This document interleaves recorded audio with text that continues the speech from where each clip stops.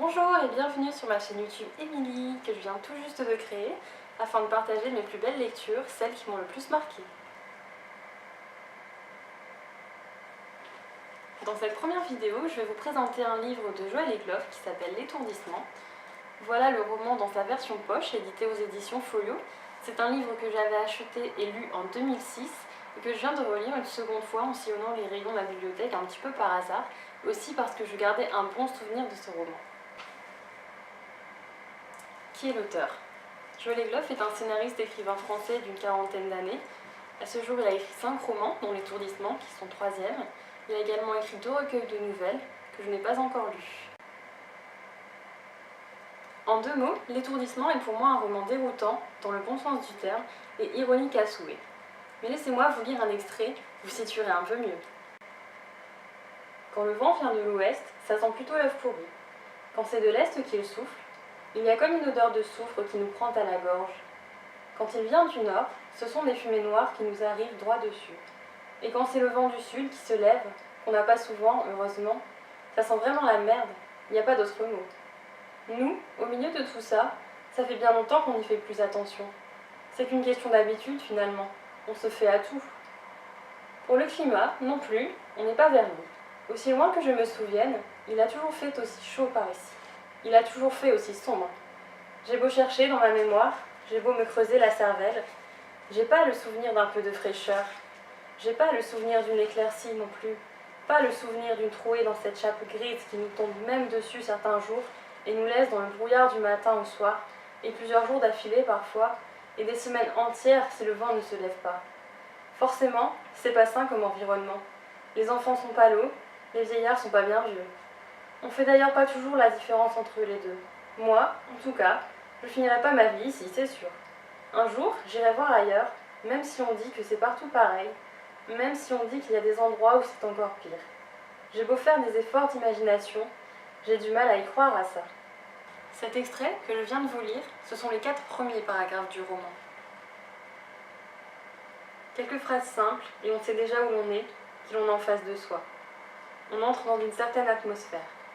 Très vite, l'ambiance se révèle sinistre, l'environnement malsain.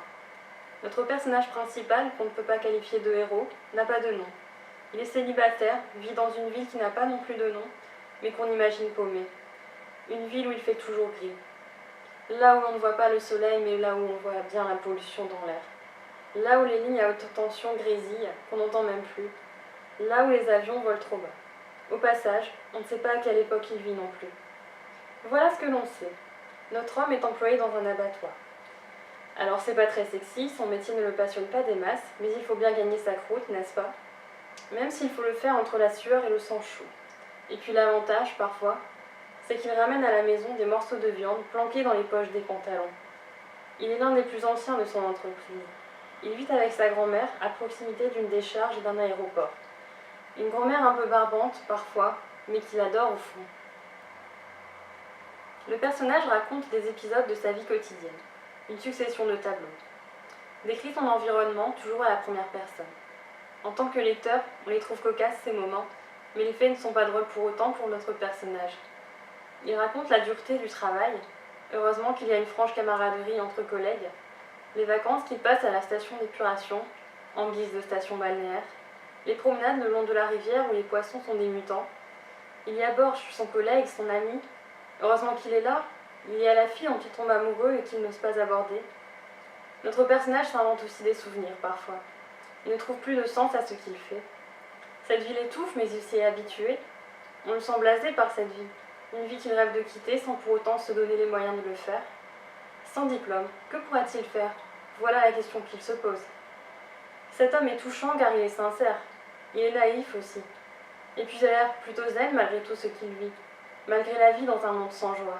Un monde dont il semble prisonnier. Mais là où il vit, ce sont ses racines. Alors, je vous ai présenté l'intrigue, je vous ai présenté l'atmosphère générale du roman, le personnage principal qui est le narrateur. Verdict. La 4e de couverture nous promettait un roman plein d'humour et de poésie. Je n'ai pas été trompée. C'est une belle découverte que ce roman, une belle découverte que cet auteur. J'ai aimé le ton de l'écriture, à la fois drôle, grinçante. J'ai lu le livre très vite, avec le sentiment que l'auteur est complètement barré. C'est un livre qui sort de l'ordinaire, c'est clair. Il est court, mais pour autant, je ne vais pas l'oublier de sitôt. Je ne vais pas le classer dans la catégorie des livres optimistes, mais dans celle des livres qui font du bien. Et puis dans la catégorie des sens solides surtout. Ce livre reste léger malgré le fait que les thèmes abordés soient graves, sombres. C'est un roman qu'il faut lire avec du recul. On peut le lire au premier comme au second degré, car sans doute derrière le récit il y a des messages cachés, relatifs à l'environnement notamment, qui visent une certaine prise de conscience. Mais tout cela reste entre les lignes et c'est sans doute ce qui fait que le roman soit si subtil.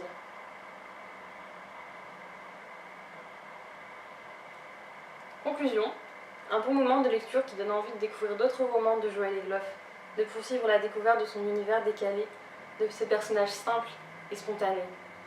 A noter également que ce roman a été porté au théâtre et également adapté en court-métrage. Voilà, j'en ai terminé pour cette première chronique. Je vous remercie de l'avoir suivie et je vous dis à bientôt pour de prochaines lectures.